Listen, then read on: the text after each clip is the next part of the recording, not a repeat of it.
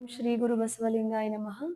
ಸೃಷ್ಟಿಕರ್ತ ಪರಮಾತ್ಮನನ್ನು, ಮಂತ್ರಪುರುಷ ಸ್ತ್ರೀ ಕುಲೋದ್ಧಾರಕ ಅಪ್ಪ ಬಸವಣ್ಣನವರನ್ನು ಹಾಗೂ ಎಲ್ಲ ಬಸವಾದಿ ಶಿವಶರಣರನ್ನು ಹೃದಯ ಮಂದಿರದಲ್ಲಿ ಸ್ಮರಿಸಿ ಪೂಜ್ಯರ ಪಾದಗಳಲ್ಲಿ ಭಕ್ತಿಯ ಶರಣುಗಳನ್ನು ಸಲ್ಲಿಸಿ ಈ ಬೆಳಗಿನ ಶುಭ ಸತ್ಸಂಗದಲ್ಲಿ ಭಾಗಿಯಾಗಿರ್ತಕ್ಕಂಥ ತಮ್ಮೆಲ್ಲರಿಗೂ ಭಕ್ತಿಯ ಶರಣಾರ್ಥಿ.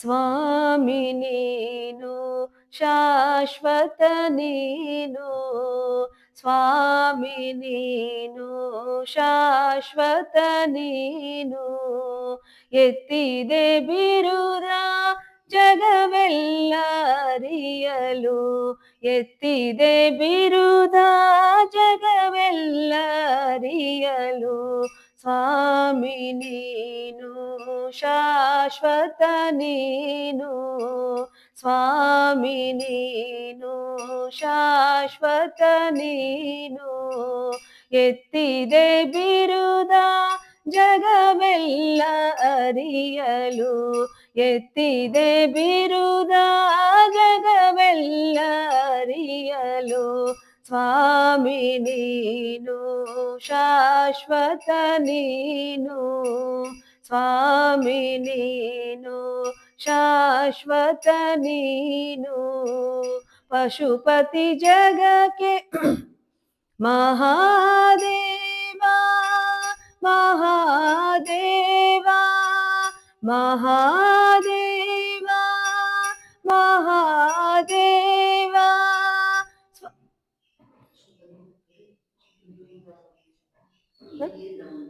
ಇಲ್ಲಿಂದ ಮುಂದೆ ಶಬ್ದವಿಲ್ಲ, ಇಲ್ಲಿಂದ ಮುಂದೆ ಶಬ್ದವಿಲ್ಲ, ಸ್ವಾಮಿ ನೀನು ಶಾಶ್ವತ ನೀನು, ಸ್ವಾಮಿ ನೀನು ಶಾಶ್ವತ ನೀನು, ಮಹಾದೇವ ಮಹಾದೇವ ಮಹಾದೇವ ಮಹಾದೇವ.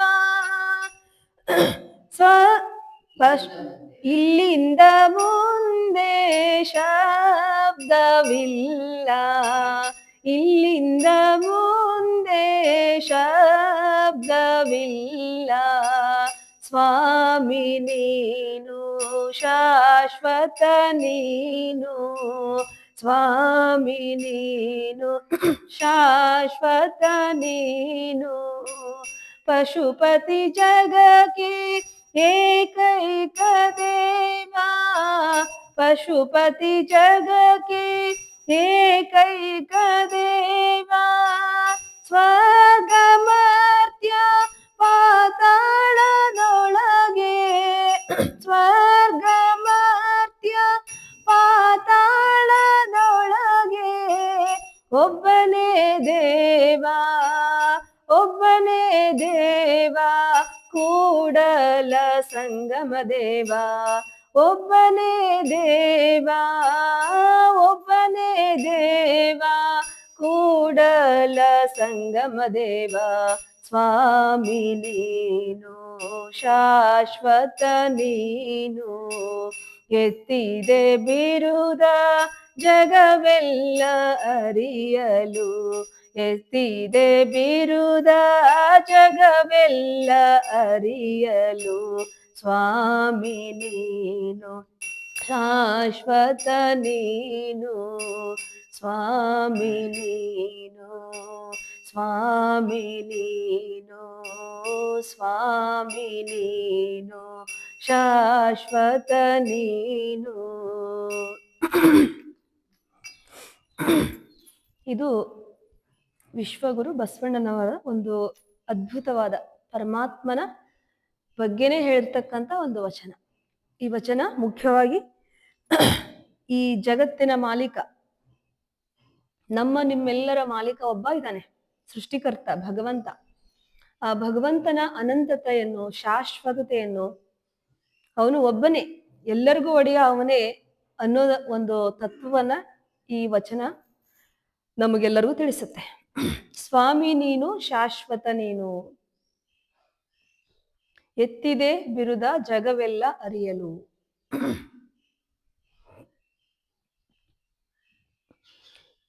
ಈ ವಚನದಲ್ಲಿ ಅಪ್ಪ ಬಸವಣ್ಣನವರು ಈ ಜಗತ್ತನ್ನ ನಡೆಸ್ತಕ್ಕಂಥ ನಾವಿಕ, ಈ ಜಗತ್ತಿನ ಒಡೆಯ, ಎಲ್ಲವೂ ನೀನೇ ಭಗವಂತನ ಮುಂದ ಅವರು ತಮ್ಮ ನಿವೇದನೆಯನ್ನ ಮಾಡ್ಕೊಳ್ತಾ ಇದ್ದಾರೆ. ಇಲ್ಲಿ ನಾನು, ನೀನು, ಅವನು, ಇವನು ಯಾವುದು ಶಾಶ್ವತ ಅಲ್ಲ, ಎಲ್ಲ ಸುಮ್ಮನೆ ಭ್ರಮೆ ಅಷ್ಟೇ. ಇರೋವರೆಗೂ ಮಾತ್ರ ಶಾಶ್ವತವಾದದ್ದು ಆ ಭಗವಂತ ಮಾತ್ರ ಅನ್ನೋ ಒಂದು ಸಂದೇಶವನ್ನ ಅಪ್ಪ ಬಸವಣ್ಣನವರು ನಮಗೆ ಕೊಡ್ತಾರೆ. ನಾವೆಲ್ಲ ಏನ್ ಮಾಡ್ತೀವಿ, ನಿಜವಾದ ಸತ್ಯವನ್ನ ಅರ್ಥ ಮಾಡ್ಕೊಳ್ದಿರ, ಇಲ್ಲ ಸಾಕಷ್ಟು ನಾವು ನೋಡಿರ್ತೀವಿ ಪ್ರಪಂಚದಲ್ಲಿ, ಇತಿಹಾಸದಲ್ಲಿ ಆಗಿ ಹೋಗಿರ್ತಕ್ಕಂಥ ಸಾಕಷ್ಟು ಮಹನೀಯರನ್ನ ನೋಡ್ತೀವಿ. ನಾನ್ ಕಟ್ಟಿದೆ ಈ ಸಾಮ್ರಾಜ್ಯ, ನಾನ್ ಗೆದ್ದೆ, ನಾನ್ ಆಳಿದೆ, ಇಷ್ಟು ಜನರನ್ನ ಸೋಲ್ಸಿದೆ, ಇಷ್ಟು ಸಂಪತ್ತನ್ನ ಪಡೆದುಕೊಂಡೆ ಅಲ್ವಾ. ಹೀಗೆ ಒಂದು ಸಂದರ್ಭ ಹೇಳ್ತೀನಿ, ದೃಷ್ಟಾಂತ ನೋಡೋಣ.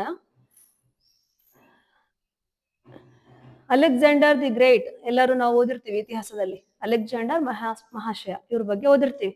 ಅವರು ಅತಿ ಚಿಕ್ಕ ವಯಸ್ಸಿನಲ್ಲಿ ಸಾಕಷ್ಟು ಸಾಧನೆಯನ್ನ, ಅಂದ್ರೆ ಸಾಕಷ್ಟು ಸಂಪತ್ತನ್ನ, ಸಾಕಷ್ಟು ರಾಜ್ಯಗಳನ್ನ ವಶಪಡಿಸಿಕೊಂಡು ದಿ ಗ್ರೇಟ್ ಅಂತ ಅನ್ಸ್ಕೊಂಡವ್ರು. ಹೀಗೆ ಅವರು ಒಂದ್ಸರಿ ಭಾರತಕ್ಕೆ ಬರ್ತಾರೆ. ಭಾರತಕ್ಕೆ ಬಂದು ದೊಡ್ಡ ರಾಜ, ಯಾಕಂದ್ರೆ 36 ವಯಸ್ಸಿಗೆ ಒಂದು ಅರ್ಧ ರಾಜ್ಯವನ್ನ, ತುಂಬಾ ರಾಜ್ಯಗಳನ್ನ, ಸಂಪತ್ತನ್ನ ಗೆದ್ದಿರ್ತಾರೆ, ತುಂಬಾ ಹೆಸರನ್ನ ಪಡೆದುಕೊಂಡಿರ್ತಾರೆ. ಹೀಗೆ ಅವ್ರು ಭಾರತಕ್ಕೆ ಬರ್ತಾರೆ. ಒಂದ್ಸರಿ ರಾಜರ ಮೆರವಣಿಗೆ ನಡೆದಿರ್ತದೆ. ರಾಜ ಅಂದ್ರೆ ನಮ್ಗೆ ಕಲ್ಪನೆ ಬರ್ಬೇಕು, ಅವ್ರದ್ದು ಬಟ್ಟೆ ಬರೆ, ವೇಷಭೂಷಣ ಎಲ್ಲ ಒಂಥರ ವಿಶೇಷವಾಗಿರ್ತದೆ. ಮುತ್ತು, ಹವಳ, ಚಿನ್ನ ಎಲ್ಲಾನು ಇರ್ತೈತೆ ಅವ್ರ ಮೈ ಮೇಲೆ. ದೊಡ್ಡ ಅಂಬಾರಿ ಮೇಲೆ ಅವ್ರು ಕೂರ್ಸ್ಕೊಂಡು ಮೆರವಣಿಗೆ ಹೊರಟಿರ್ತೈತಿ. ತುಂಬಾ ಜನ ಸೇರಿರ್ತಾರೆ. ಅಂಬಾರಿಯಲ್ಲಿ ಕೂತಿರ್ತಾನೆ ಅಲೆಕ್ಸಾಂಡರ್ ಮಹಾಶಯ. ಹೋಗ್ತಿರ್ಬೇಕಾದ್ರೆ ದಾರಿಯಲ್ಲಿ ಎದುರುಗಡೆ ಒಬ್ಬ ಭಿಕ್ಷುಕ ಬರ್ತಾನೆ. ಮೈ ಮೇಲಿನ ಬಟ್ಟೆ ಎಲ್ಲ ಹರಿದಿರುತ್ತೆ, ದೇಹ ತುಂಬಾ ಕೃಶವಾಗಿರುತ್ತೆ. ಅವನೇನ್ ತುಂಬಾ ಏನೋ ಪ್ರಪಂಚನೇ ನನ್ನ ತಲೆ ಮೇಲೆ ಬಿದ್ದಿದೆ ಅನ್ನೋ ತರ ಏನಿರಲ್ಲ, ತುಂಬಾ ಸಂತೋಷವಾಗಿ ನಡ್ಕೊಂಡ್ ಬರ್ತಿರ್ತಾನೆ. ರಾಜನಿಗೆ ಮಂತ್ರಿ ಅವ್ರದೆಲ್ಲ ತಂಡ ಇರ್ತದೆ, ಸೈನಿಕರು, ಮಂತ್ರಿಗಳು ಎಲ್ಲರೂ ಇರ್ತಾರೆ. ರಾಜನಿಗೆ ಏನಾಗುತ್ತೆ, ಆ ಭಿಕ್ಷುಕನ ಮೇಲ್ ಕಂಡು ಬೀಳುತ್ತೆ. ಅಯ್ಯೋ ಪಾಪ ಅಂತ ಅನ್ಸುತ್ತೆ ಅಲೆಕ್ಸಾಂಡರ್ ಮಹಾಶಯ ಅವ್ರಿಗೆ. ಇಲ್ಲ ಪಾಪ, ಈ ಭಿಕ್ಷುಕನಿಗೆ ಏನಾದ್ರೂ ನಾ ಸಹಾಯ ಮಾಡ್ಬೇಕಲ್ಲ ಅಂತ ತಲೆಯಲ್ಲಿ ಬಂದು ಮಂತ್ರಿನ ಕರೀತಾನೆ. ಬಾಪ ಇಲ್ಲಿ ಅಂತ ಹೇಳ್ಬಿಟ್ಟು, ಮಹಾಪ್ರಭುಗಳೇ ಅಪ್ಪಣೆ ಮಾಡಿ ಅಂತ ಹೇಳ್ಬಿಟ್ಟು ಮಂತ್ರಿ ಹೇಳಿದಾಗ, ಏನಿಲ್ಲ, ಅಲ್ಲಿ ಒಬ್ಬ ಭಿಕ್ಷುಕ ಬರ್ತಾ ಇದ್ದಾನೆ ನೋಡಿ, ಹೋಗು, ಪಾಪ ಅವನು ಎಷ್ಟು ದೇಹ ಎಲ್ಲ ಕೃಷಿ ಆಗ್ಬಿಟ್ಟಿದೆ, ಎಷ್ಟು ಬಡವನಾಗಿ ಕಾಣಿಸ್ತಾ ಇದ್ದಾನೆ ನೋಡೋದಕ್ಕೆ, ಹೋಗು ಅವ್ನು ಮಾತಾಡಿಸ್ಬಿಟ್ಟು ಅವನಿಗೇನ್ ಬೇಕು ಕೇಳು, ಅವನಿಗೆ ಬೇಕಾದ್ದೆಲ್ಲ ಕೊಟ್ಬಿಡು ಅಂತ ಹೇಳ್ಬಿಟ್ಟು ಮಂತ್ರಿನ ಅಲೆಕ್ಸಾಂಡರ್ ಮಹಾಶಯ ಕಳಿಸ್ತಾನೆ. ಮಂತ್ರಿ ಹೋಗಿ ಆ ಭಿಕ್ಷುಕನ್ ಮಾತಾಡಿಸ್ತಾನೆ. ಮೆರವಣಿಗೆ ಹಂಗೆ ಸಾಕ್ತಾ ಇರುತ್ತೆ, ನಿಧಾನಕ್ಕೆ ಸಾಕ್ತಾ ಇರ್ತದೆ. ಭಿಕ್ಷುಕನ್ ಮಾತಾಡಿಸ್ತಾನೆ ಮಂತ್ರಿ. ಭಿಕ್ಷುಕ, ಏನಪ್ಪಾ ಇವತ್ತಿಂದ ನಿಂದ ಅದೃಷ್ಟ ಕುಲಾಯಿಸ್ ನೋಡು, ಇವತ್ತು ನಿನ್ ದರಿದ್ರ ಎಲ್ಲ, ಬಡತನ ದಾರಿದ್ರ್ಯ ಎಲ್ಲ ನಿನ್ನ ಬಿಟ್ಟು ಓಡ್ ಹೋಗುತ್ತೆ. ಯಾಕಂದ್ರೆ ಮಹಾರಾಜರ ದೃಷ್ಟಿ ಇವತ್ತು ನಿನ್ ಮೇಲೆ ಬಿದ್ದಿದೆ. ನೀನ್ ಕೇಳ್ಕೊಪ್ಪ, ಏನ್ ಬೇಕು ನಿನಗೆ ಏನ್ ಬೇಕು ಕೊಡು ಅಂತ ಹೇಳಿದಾರೆ ಮಹಾರಾಜರು, ಏನ್ ಬೇಕು ಕೇಳು ಅಂತ ಕೇಳ್ತಾನೆ. ಅವಾಗ ಭಿಕ್ಷುಕ ತನಗೇನ್ ಬೇಕಂದ್ ಅಷ್ಟೇ ಕೇಳಿದ್ರೆ ಮುಗೀತಿತ್ತು, ಕೇಳಲ್ರಿ ಅವನು. ಹೌದಾ, ಎಷ್ಟು ಕರುಣಾಮಯಿ ನಿಮ್ ಮಹಾರಾಜರು, ಯಾರವರು, ಅವ್ರ ಹೆಸರೇನು, ಯಾವ ದೇಶದಿಂದ ಬಂದಿದ್ದಾರೆ ಅಂತ ಕೇಳ್ತಾನೆ. ಮಂತ್ರಿಗೆ ಆಶ್ಚರ್ಯ ಆಗುತ್ತೆ, ಇವನಿಗೇನು ಒಂಥರ ವಿಚಿತ್ರದನಲ್ಲಿ ಮನುಷ್ಯ. ಯಾರಾದ್ರೂ ನೀವಾದ್ರೆ ಏನ್ ಮಾಡ್ತೀವಿ, ಏನಾದ್ರು ಅರ್ಧ ರಾತ್ರಿಯಲ್ಲಿ ಸಂಪತ್ತು ಬಂದ್ಬಿಟ್ರೆ ನಮ್ಗೆ ಏನ್ ಬೇಕಂತ ಕೇಳ್ಕೊಂಡ್ಬಿಡ್ತೀವಿ ಅಲ್ವಾ. ಇವನೇನು ವಿಚಿತ್ರ ಇದನ್ನಲ್ಲ, ಅತಿ ಆತಿ ಒಂದಂತಂದು ಅನ್ಕೊಂಡು, ಅಲ್ಲಯ್ಯ ನೀನು ನೋಡಿದ್ರೆ ಒಂದ್ ಬಿಡಿಗಾಸಿಲ್ ಕೈಯಲ್ಲಿ, ಮೈಮೇಲಿ ಬಟ್ಟೆ ಎಲ್ಲ ಹರಿದೋಗಿದೆ, ಚಿಂದಿ ಬಟ್ಟೆ ಹಾಕೊಂಡಿದೀಯ, ದೇಹ ನೋಡಿದ್ರೆ ಎಲ್ಲ ಸಣ್ಣಕ್ಕಾಗಿ ಹೋಗಿದೀಯ, ಎಷ್ಟ್ ದಿನ ಆಯ್ತೋ ಹೊಟ್ಟೆಗೆ ಆಹಾರ ತಿಂದು, ಇಷ್ಟೆಲ್ಲ ಇದ್ದು ನಿನಗೆ ಅದೆಲ್ಲ ಯಾಕೆ ಬೇಕು? ಅವ್ನು ಯಾವ ದೇಶದಿಂದಾರ ಬರ್ಲಿ, ಅವನ ಹೆಸರು ಏನಾದ್ರೂ ಆಗಿರ್ಲಿ, ಎಷ್ಟಾದ್ರೂ ಸಂಪಾದನೆ ಮಾಡಿರ್ಲಿ, ಅವ್ನ್ ತಗೊಂಡ್ ನೀನೇನ್ ಮಾಡ್ತೀಯಾ ಅಂತ ಮಂತ್ರಿ ಕೇಳ್ತಾನೆ.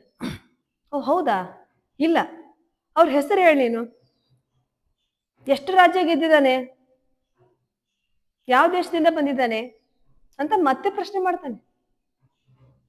ಅವರು ಗ್ರೀಸ್ ದೇಶದಿಂದ ಬಂದಿದ್ದಾರೆ, ಅವ್ರ ಹೆಸರು ಅಲೆಕ್ಸಾಂಡರ್ ಮಹಾಶಯ ಅಂತ. ಓಹೋ ಹಾಗೇನು, ಎಷ್ಟು ರಾಜ್ಯಗಳನ್ನ ಗೆದ್ದಿದ್ದಾರೆ? ಅಯ್ಯೋ ಅದನ್ನೆಲ್ಲ ಏನ್ ಕೇಳ್ತೀಯ, ತುಂಬಾ ದೊಡ್ಡ ಮಹಾಶಯರು, ಮತ್ ತುಂಬಾ ಚಿಕ್ಕ ವಯಸ್ಸೆಲ್ಲ ತುಂಬಾ ಸಾಧನೆ ಮಾಡಿದ್ದಾರೆ. ಓ ಹಾಗೇನು, ಹಾಗಿದ್ರೆ ನಿಮ್ ಮಹಾರಾಜರು ನಾನ್ ಕಾಣ್ಬೇಕಲ್ಲ, ನಾನು ಅವ್ರ ಮಾತಾಡ್ಸ್ಬೇಕಲ್ಲ. ಅಯ್ಯೋ ಇದು ಒಳ್ಳೆ ಪಜೇತಿ ಆತಲ್ಲ, ಸುಮ್ನೆ ನಿನ್ಗೆ ಏನ್ ಬೇಕಂತ ಕೇಳಿ ಇಸ್ಕೊಂಡ್ ಹೋಗಯ್ಯ, ಅವ್ರ ದೃಷ್ಟಿ ನಿನ್ ಮೇಲೆ ಬಿದ್ದಿದೆ, ಇಲ್ಲ ಸಿಕ್ಕಿರೋದನ್ನ ಕಳ್ಕೊಬೇಡ ಅಂತ ಬುದ್ಧಿ ಹೇಳ್ತಾನೆ ಅಂದ್ರೆ. ಇಲ್ಲ ಇಲ್ಲ, ಮತ್ ಅಷ್ಟೊಂದು ಸಾಧನೆ ಮಾಡಿದ್ದಾರೆ, ಅಷ್ಟ್ ಚಿಕ್ಕ ವಯಸ್ಸಿಗೆ ಅಂತೀರಿ, ಇಲ್ಲ ನಾನು ಅವ್ರನ್ನ ದರ್ಶನ ಮಾಡ್ಲೇಬೇಕು, ನಡಿಯಪ್ಪ ಅವ್ರ ಹತ್ರ ಹೋಗೋಣ ಅಂತೇಳಿ ಆ ಹಿರಿಯ ಮನುಷ್ಯ ಮಂತ್ರಿ ಜೊತೆಗೆ ಮಹಾಶಯನ ಹತ್ರ. ಅವಾಗ ಮಹಾರಾಜರು ನೋಡ್ತಿರ್ತಾರೆ, ಯಾಕೋ ಮಂತ್ರಿ ತುಂಬಾ ಹೊತ್ತಾಯ್ತಲ್ಲ ಬರ್ತಾ ಇಲ್ಲ ವಾಪಸ್ಸು, ಏನೋ ಮಾತಾಡ್ತಾ ಇರಂಗದೆ ಅಂತ ಹೇಳ್ಬಿಟ್ಟು ಆ ಮಹಾರಾಜರೇ ಕೆಳಗಿಳಿದು ಆ ಭಿಕ್ಷಕನ ಹತ್ರ ಬರ್ತಾರೆ. ಅವಾಗ ಮಂತ್ರಿ, ಅಯ್ಯೋ ಪ್ರಭುಗಳೇ ನೀವ್ಯಾಕೆ ಬಂದ್ರಿ, ನಾನೇ ಸರಿಪಡಿಸ್ತಿದ್ನಲ್ಲ. ಇಲ್ಲ ಇಲ್ಲ, ಯಾಕೋ ನಿಮ್ದು ಮಾತುಕತೆ ಜೋರಾಗಿ ನಡೀತಾ ಇತ್ತು ಅನಿಸ್ತು, ನಾನೇ ಈ ಮನುಷ್ಯನ್ ಮಾತಾಡ್ಸಿ ಹೋಗೋಣ ಅಂತ ಹೇಳಿ ಬಂದೆ ಅಂತ ಹೇಳ್ಬಿಟ್ಟು ಮಹಾರಾಜರು ಬರ್ತಾರೆ. ಭಿಕ್ಷುಕ ನಿಂತಿರ್ತಾನೆ, ಮಂತ್ರನು ನಿಂತಿರ್ತಾನೆ, ಹಂಗೆ ಸ್ವಲ್ಪ ಜನನು ಬರ್ತಾರಲ್ಲಿ. ಅವಾಗ ಭಿಕ್ಷುಕ ಕೇಳ್ತಾನೆ ಅಲೆಕ್ಸಾಂಡರ್ ಅವ್ರಿಗೆ, ಓ ಹೌದಲ್ಲ, ನೀವೆಷ್ಟು ಚಿಕ್ಕ ವಯಸ್ಸಲ್ಲಿ ಇಷ್ಟು ದೊಡ್ಡ ಸಾಧನೆ ಮಾಡಿದಾರಾ? ಸರಿ ಮಹಾರಾಜರೇ ನಿಮ್ದು ಯಾವ ದೇಶ ಅಂತ ಮತ್ತೆ ಎಲ್ಲಾನು ಪ್ರಶ್ನೆ ಮಾಡ್ತಾನೆ. ಅವಾಗ ನಿಮ್ ಹತ್ರ ಎಷ್ಟು ಸೈನ್ಯ ಇತ್ತು, ಎಷ್ಟು ಗೆದ್ರಿ, ಎಷ್ಟು ಸಂಪತ್ತಿದೆ ನಿಮ್ಮ ಹತ್ರ? ನಾನು ಅರ್ಧ ಜಗತ್ತನ್ನ ಗೆದ್ದಿದ್ದೀನಿ, ಅರ್ಧ ಜಗತ್ತನ್ನ ಗೆದ್ಬಿಟ್ಟಿದ್ದೀನಿ ನಾನು ಈಗಾಗ್ಲೇ. ನನ್ನ ಹತ್ರ ಸಾಕಷ್ಟು ಲಕ್ಷಾನ್ ಗಟ್ಲೆ, ಬಿಲಿಯನ್ ಗಟ್ಲೆ ಸೈನಿಕ ಸಮೂಹ ಇತ್ತು, ಅದನ್ನೆಲ್ಲ ಬಳಸ್ಕೊಂಡು. ಸೊ ಹೌದು, ನೀನು ಹೇಗ್ ಹೋರಾಟ ಎಲ್ಲ ಮಾಡಿದೆ ಇಷ್ಟು ಚಿಕ್ಕ ವಯಸ್ಸಲ್ಲಿ, ಅದ್ ಹೇಗ್ ಸಾಧ್ಯ ಆಯ್ತು ಅಂತ ಪ್ರಶ್ನೆ ಮಾಡ್ತಾನೆ ಭಿಕ್ಷುಕ. ಇಲ್ಲ, ಹೇಗಪ್ಪ ಆಯ್ತಂದ್ರೆ, ನಾನು ಏನಾದ್ರೂ ದೇಶ ರಾಜ್ಯವನ್ನ ವಶಪಡಿಸಿ ಹೋದಾಗ ಕೆಲವೊಬ್ರು ನನ್ನ ನೋಡ್ಬಿಟ್ಟು ನನಗೆ ಹೆದರ್ಬಿಟ್ಟು, ನನ್ನ ಸೈನ್ಯಕ್ಕೆ ನನ್ನ ಬಲಕ್ಕೆ ಹೆದರ್ಕೊಂಡ್ಬಿಟ್ಟು ಕೆಲವೊಬ್ರು ಬಿಟ್ಕೊಟ್ಬಿಟ್ರು, ಅವುಗಳನ್ನೆಲ್ಲ ವಶಪಡಿಸ್ಕೊಂಡೆ. ಇನ್ನು ಕೆಲವರು ಹೋರಾಟ ಮಾಡಿದ್ರು, ನಾ ಕೊಡಲ್ಲ ಹೋಗು ಅಂತೇಳಿ ಹಠ ಮಾಡಿದವ್ರಿಗೆ ನನ್ನ ಸೈನಿಕ ಶಕ್ತಿಯನ್ನು ಬಳಸ್ಕೊಂಡು ಯಾರು ಅಡ್ಡ ಬಂದ್ರು ಅವ್ರನ್ನೆಲ್ಲ ನಾಶ ಮಾಡಿ ಕೊಂದು ಹಾಕಿ ನಾನು ರಾಜ್ಯವನ್ನ ವಶಪಡಿಸ್ಕೊಂಡಿದ್ದೇನೆ. ರಾಜ್ಯ ಅಲ್ಲದೆ ನನ್ನ ಹತ್ರ ಸಂಪತ್ತು, ವಜ್ರ ವೈಡೂರ್ಯ, ಚಿನ್ನ ಸಾಕಷ್ಟು ಇದೆ ನನ್ನ ಹತ್ರ, ಸಾಕಷ್ಟು ಜನ್ಮಕ್ಕಾಗೋಷ್ಟು ನನ್ನ ಹತ್ರ ಸಂಪತ್ತಿದೆ, ಅರ್ಧ ರಾಜ್ಯ ಗೆದ್ಬಿಟ್ಟಿದ್ದೀನಿ ನಾನು ಅಂತ ತುಂಬಾ ಹೆಮ್ಮೆಯಿಂದ ಹೇಳ್ಕೊಂತಾನೆ ಅಲೆಕ್ಸಾಂಡರ್ ಮಹಾಶಯ.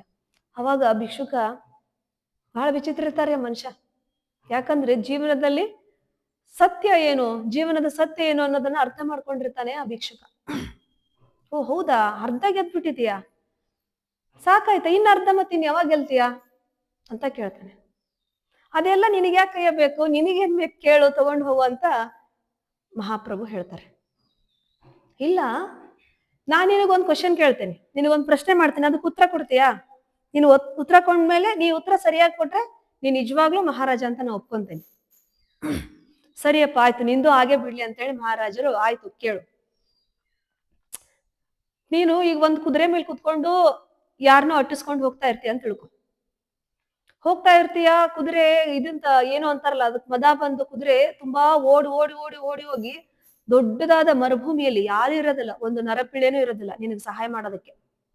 ತುಂಬಾ ಬಿಸಿಲು ಸುರಿತಾ ಇರುತ್ತೆ, ಅಲ್ಲಿ ಒಂದು ನೀರಿನ ಸೆಲೆನೂ ಇರೋದಿಲ್ಲ. ಅಲ್ಲಿ ಹೋಗಿ ನಿನ್ನ ಕುದುರೆ ಹೋಗಿ ಅಲ್ಲಿ ಹೋಗಿ ನಿಂತ್ಕೊಳ್ಳುತ್ತೆ. ಅವಾಗ ನಿನಗೆ ಸಹಾಯ ಮಾಡೋದಕ್ಕೆ, ವಾಪಸ್ ಬರೋದಕ್ಕೆ ನಿನಗೆ ಆಗದೇ ಇಲ್ಲ, ತುಂಬಾ ದೂರ ತಗೊಂಡು ಹೋಗ್ಬಿಡ್ತೈತೆ ಅದು ಕುದುರೆ. ನಿನಗೆ ಕುಡ್ದೇನಂದ್ರೆ ಒಂದ್ ಹನಿ ನೀರೂನು ಇರೋದಿಲ್ಲ. ಅದು ಹೇಗಯ್ಯ ಸಾಧ್ಯ? ನಾನು ಮಹಾರಾಜ ಇದ್ದೀನಿ, ನನ್ನ ಹತ್ರ ಸಾಕಷ್ಟು ಕುದುರೆಗಳಿದಾವು, ಆಳುಗಳಿದಾವು, ಸೈನಿಕರಿದ್ದಾರೆ. ನಾನು ಸ್ವಲ್ಪ ಕೆಮ್ಮಿದ್ರೆ ಸಾಕು ನನಗೆ ಸಹಾಯ ಮಾಡ್ಲಿಕ್ಕೆ ಸೇವಕರಿದ್ದಾರೆ, ಅದು ಹೇಗ್ ಸಾಧ್ಯ? ನೀನ್ ಅನ್ಕೊಳ್ಳಯ್ಯ, ಸುಮ್ನೆ ನೀನು ಊಹೆ ಮಾಡ್ಕೊ ಅಂತ ಇಟ್ಕೋರಪ್ಪ. ನೀನ್ ಕುದುರೆ ಮೇಲೆ ಹೋದೆ, ಕುದುರೆ ಮರುಭೂಮಿ ಹೋಗಿ ನಿಂತ್ಕೊಂತು. ಅಲ್ಲಿ ನಿನಗೆ ಸಹಾಯ ಮಾಡಕ್ ಯಾರು ಇಲ್ಲ. ನೀನ್ ತುಂಬಾ ಬಾಯಾರಿಕೆ ಆಗಿದೆ. ನೀನ್ ಇನ್ನೊಂದು 10 ನಿಮಿಷ ಬಿಟ್ಟು ನಿನಗೆ ಪ್ರಾಣನೇ ಕಳ್ಕೊಂತೀಯ, ಅಷ್ಟು ಬಾಯಾರಿಕೆ ಆಗಿದೆ ಅಂತ ತಿಳ್ಕೊ ನೀನು. ಹಾ ಆಯ್ತಪ್ಪ ತಿಳ್ಕೊಂಡೆ. ಸರಿ, ಆ ಮರುಭೂಮಿಯಲ್ಲಿ ನಾನ್ ಬರ್ತೀನಿ, ನಾನು ಒಬ್ನೇ ಇರ್ತೀನಿ ಅಲ್ಲಿ ನಿನ್ ಸಹಾಯ ಮಾಡೋಕೆ, ಇನ್ಯಾರು ಇರೋದಿಲ್ಲ. ಕರೆಕ್ಟ್ ಆಗಿ ಅರ್ಥ ಮಾಡ್ಕೊ ನಾ ಹೇಳೋದನ್ನ. ನಾನ್ ನಿನಗ್ ಒಂದ್ ಗ್ಲಾಸ್ ನೀರ್ ತಂದು ಕೊಡ್ತೀನಿ. ಯಾಕಂದ್ರೆ ನಿನಗ್ ಒಂದ್ ಗುಟಕ್ ನೀರ್ ಕೊಟ್ರೆ ನಿನ್ ಪ್ರಾಣ ಉಳಿಯುತ್ತೆ ಅವತ್ತು. ಅಲ್ಲಿ ನನ್ನಲ್ದೆ ಬೇರೆ ಯಾರು ಇರಲ್ಲ ನಿನ್ ಸಹಾಯ ಮಾಡಕ್ಕೆ, ಯಾರು ಇರಲ್ಲ. ಅವಾಗ ನೀ ಏನ್ ಕೊಡ್ತೀಯ ನನಗೆ ಅಂತ ಭಿಕ್ಷುಕ್ ಕೇಳ್ತಾನೆ. ಇದು ಒಳ್ಳೆ ಪ್ರಶ್ನೆ ಆಯ್ತು. ಹೌದಾ, ಕರೆಕ್ಟ್ ಆಗಿ ಯೋಚನೆ ಮಾಡಿ ಹೇಳು. ನಿನಗೆ ಅಲ್ಲಿ ನಾನಲ್ದೆ ಸಹಾಯ ಮಾಡಕ್ ಯಾರು ಇಲ್ಲ. ನಿನಗೆ ನಿನ್ನ ಹತ್ರ ಇರೋ ಸಂಪತ್ತು ಅದು ಯಾವ್ದು ನಿನ್ನ ರಕ್ಷಣೆ ಮಾಡಕ್ ಆಗಲ್ಲ. ನಾನು ಕೊಟ್ಟಂತಹ ಒಂದು ಗ್ಲಾಸ್ ನೀರ್ ಮಾತ್ರ ನಿನಗೆ ಸಹಾಯ ಮಾಡತ್ತೆ, ನಿನ್ ಪ್ರಾಣ ಉಳಿಯುತ್ತೆ. ಸೊ ಗ್ಲಾಸ್ ನೀರಿಗೆ ನೀನ್ ಎಷ್ಟು ಬೆಲೆ ಕೊಡ್ತೀಯಾ? ಹೌದಾ, ಹಾಗಾದ್ರೆ ನಾನು ಏನು ಗೆದ್ದಿದ್ದೀನಲ್ಲ ಅರ್ಧ ದೇಶವನ್ನ, ಜಗತ್ತನ್ನ, ಆ ಜಗತ್ತಿನಲ್ಲಿ ಗೆದ್ದಂತಹದಲ್ಲೂ ನಿನಗೆ ಅರ್ಧ ಕೊಟ್ಬಿಡ್ತೀನಿ ಅಂತ ಮಹಾರಾಜ ಅಂತಾನೆ. ಓಹೋ, ನಿನ್ನ ಪ್ರಾಣದ ಬೆಲೆ, ನೀನ್ ಗೆದ್ದಂತಹ ದೇಶದ ಏನ್ ಜಗತ್ತು ನಿನ್ನೇನು ಸಂಪತ್ತಿದೆಯಲ್ಲ ಅದ್ರದ್ದು ಅರ್ಧ ಬೆಲೆ ಮಾತ್ರನಾ? ಅಷ್ಟೇ ಹಂಗಂದ್ರೆ ನಿನ್ ಪ್ರಾಣದ ಬೆಲೆ ಏನಯ್ಯ? ನಿನ್ ಪ್ರಾಣ ಬೆಲೆ ಇರೋದಿಷ್ಟೇ, ನಾನ್ ಸ್ವಲ್ಪ ಹೆಚ್ಚು ಮಾಡಯ್ಯ ಬೆಲೆನ ಅಂತ ಅನ್ನೋದು. ಏನ್ ವಿಚಿತ್ರ ಇದಾರೆ. ಸರಿಯಪ್ಪ ಆಯ್ತು, ನಾನು ಗೆದ್ದಂತಹ ಏನು ಅರ್ಧ ಇರುತ್ತಲ್ಲ ದೇಶ, ಪ್ರಪಂಚ, ಅದೆಲ್ಲವನ್ನೂ ನಿನಗೆ ಕೊಟ್ಬಿಡ್ತೀನಿ. ಓ, ಹಂಗಂದ್ರೆ ಈ ಗ್ಲಾಸಿಗಿರೋ ಬೆಲೆ ನೀನು ಗೆದ್ದಂತಹ ಜಗತ್ತಿನ ಅರ್ಧ ಬೆಲೆ ಮಾತ್ರ, ಇನ್ನು ಉಳಿದಿದ್ದು ನಿನ್ ಪ್ರಾಣಕ್ಕೆ ಏನು ಬೆಲೆ ಇಲ್ಲ ನೋಡು. ಹಂಗಿದ್ರೆ ನೋಡು, ನೀನು ಅರ್ಥ ಮಾಡ್ಕೋಬೇಕು. ಇವತ್ತು ನೀನ್ ಎಷ್ಟೇ ಸಂಪಾದನೆ ಮಾಡು, ಎಷ್ಟೇ ಗಳಿಕೆ ಮಾಡು, ಎಷ್ಟೇ ಜನರ ಒಂದು ಪ್ರೀತಿ ವಿಶ್ವಾಸ ಗಳಿಸು, ಅದೇನ್ ನೀನು ನಾನ್ ಮಾಡ್ದೆ ನಾನೇ ಮಾಡಿದ್ದು ಅಂತ ಹೇಳಿ ನಿನ್ ತಲೆಯಲ್ಲಿ ಇದೆಯಲ್ಲ, ಇವತ್ತು ನಿನ್ನ ಪ್ರಾಣ ಪಕ್ಷಿ ಹಾರೋಗ್ಬಿಡುತ್ತೆ. ಒಂದು ಅರ್ಧ ಗ್ಲಾಸ್ ನೀರು ನಿನ್ನ ಪ್ರಾಣವನ್ನ ಉಳಿಸುತ್ತೆ ಅಲ್ವಾ?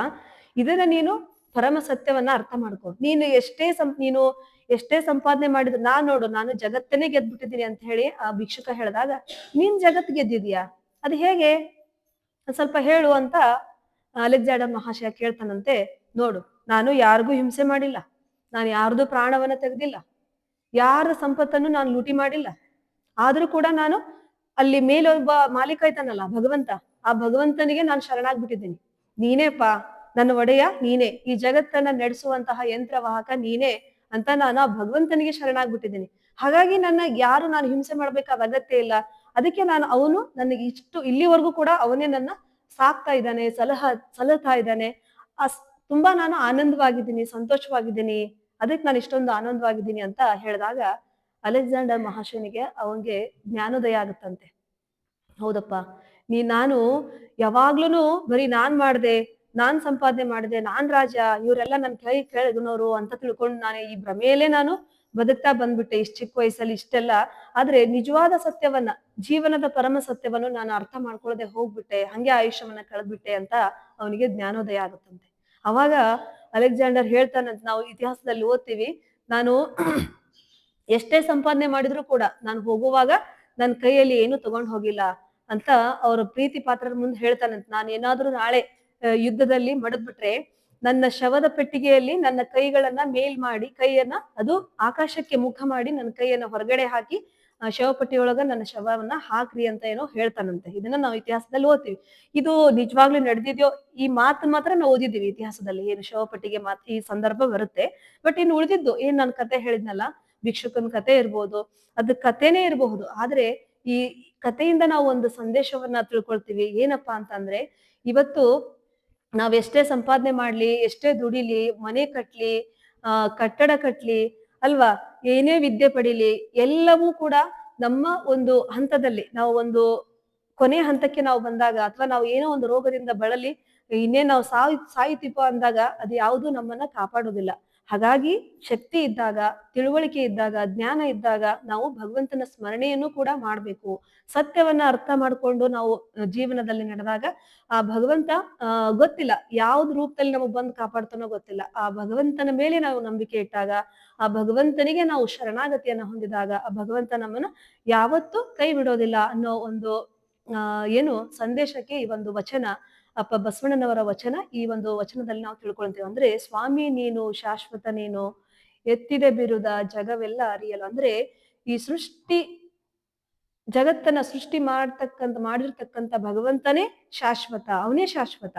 ಅದನ್ನ ನಾವು ಅರ್ಥ ಮಾಡ್ಕೊಂಡು ಬದುಕಿದ್ದೇ ಆದ್ರೆ ಆ ಭಗವಂತನ ಕರುಣೆಗೆ ನಾವು ಯಾವತ್ತೂ ಪಾತ್ರರಾಗ್ತೀವಿ, ಸಂತೋಷವಾಗಿ ಬದುಕ್ತೀವಿ. ಭಗವಂತ ಎಲ್ಲ ಸಂದರ್ಭಗಳಲ್ಲೂ ಕೂಡ ನಮ್ಗೆ ಯಾವ್ದಾದ್ರೂ ಒಂದು ರೂಪದಲ್ಲಿ ಬಂದು ನಮಗೆ ಅಂದ್ರೆ ನಾವು ಇನ್ನೊಬ್ರಿಗೆ ನಾವು ಸಹಾಯ ಮಾಡಿದಾಗ ನಾವೇನ್ ಕೊಡ್ತೀವಿ ಸಮಾಜಕ್ಕೆ, ಇನ್ನೊಬ್ರಿಗೆ ನಾವೇನ್ ಕೊಡ್ತೀವಿ, ಸಂತೋಷ ಕೊಟ್ರೆ ಸಂತೋಷ ತಗೊಳ್ತೀವಿ, ದುಃಖ ಕೊಟ್ರೆ ದುಃಖ ಕೊಡ್ತೀವಿ. ಹಾಗೆ ಆ ಒಂದು ಸತ್ಯವನ್ನ ಅರ್ಥ ಮಾಡ್ಕೊಂಡು ನಾವೆಲ್ಲರೂ ಬದುಕೋಣ, ಸಂತೋಷವಾಗಿ ಎಲ್ರು ಕೂಡಿ ಬದುಕೋಣ ಅಂತ ತಿಳ್ಕೊಂಡು ಹೇಳ್ತಾ ಇದಿಷ್ಟು ಇವತ್ತಿನ ಚಿಂತನ. ಎಲ್ಲರಿಗೂ ಶರಣ ಶರಣಾರ್ಥಿ.